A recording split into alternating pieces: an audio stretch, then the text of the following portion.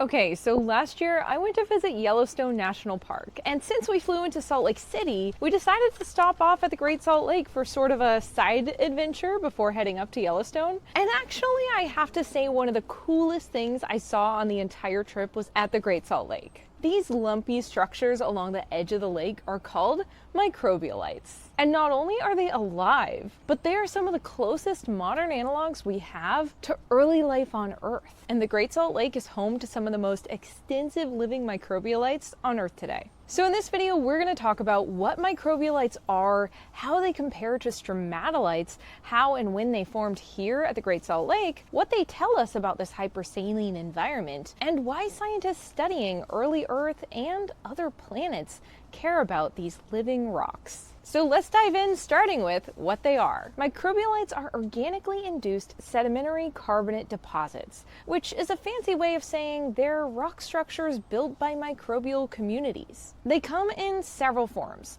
stromatolites, which are thin, layered structures; thrombolites, which have clotted, unlayered textures; oncolites, which are spherical coated grains; and even carbonate precipitates like tufa and travertine. Here at the Great Salt Lake, many of the structures you see are a mix, often stromatolitic crusts with thrombolytic interiors. So we tend to use the umbrella term microbialite. And I've talked about how stromatolites on early Earth formed in a previous video. Stromatolites are made of layers of rock because bacteria trap sediment and induce chemical precipitation, or the formation of minerals out of seawater, within these structures. So there's physical trapping of sediment grains going on because microbes produce sticky compounds that trap these grains. And if you picture a coastal environment like a beach, there's plenty of rock fragments and sand grains around. But another way they include rock in these structures is through inducing the chemical precipitation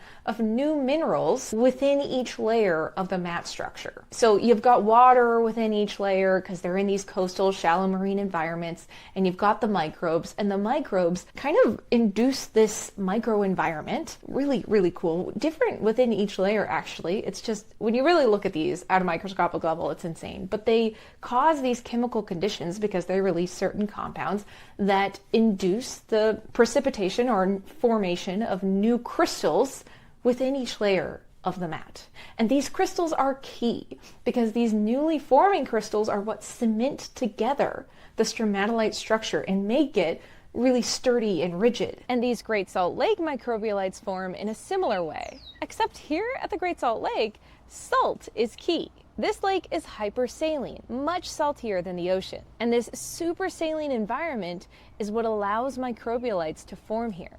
Because almost no grazing organisms are around to eat the mats, there's minimal burrowing, there's limited sediment stirring, and little plant competition. It's basically microbial paradise because animals can't handle such extreme conditions. I actually said something similar about Shark Bay in Australia being extreme in that previous video, and that's why it has so many stromatolites, and people in the comments said that it's not extreme at all. So I figure in this video I should clarify what I mean by extreme. Shark Bay, just like the Great Salt Lake, is saltier than the open ocean. So much so that animals that would otherwise dominate shallow sea environments like this do not exist there. And once again, the microbes step in. So although it might not appear extreme to us just by looking, pretty much anywhere microbialites exist on modern Earth has some sort of physical or chemical condition preventing other animals from taking over that area. That said, when it comes to quote-unquote extreme conditions, I think the Great Salt Lake wins over Shark Bay.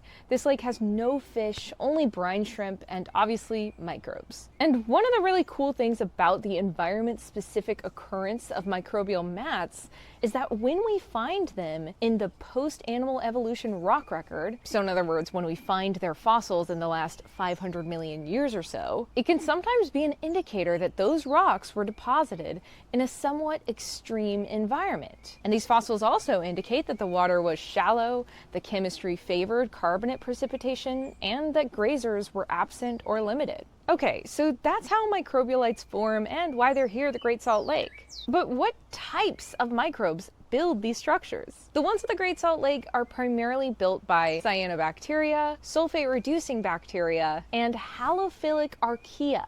Halophilic just means salt-loving. Actually, some of these halophilic microbes are also responsible for the pink color of much of the Great Lake due to the pigments they produce.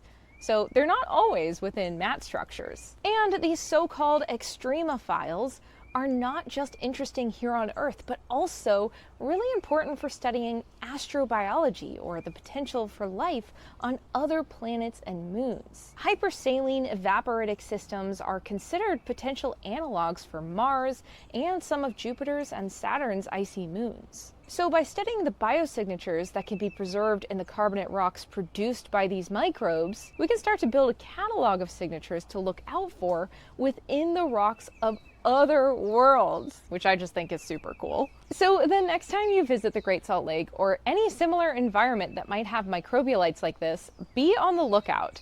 It is very easy to walk past these or just see them as rocks when they're actually some of the coolest living ecosystems on Earth today, at least in my opinion. And if you want to visit Utah and explore its incredible geology on your own, be sure to check out the Geology Underfoot and Roadside Geology of Utah books linked below. Bye!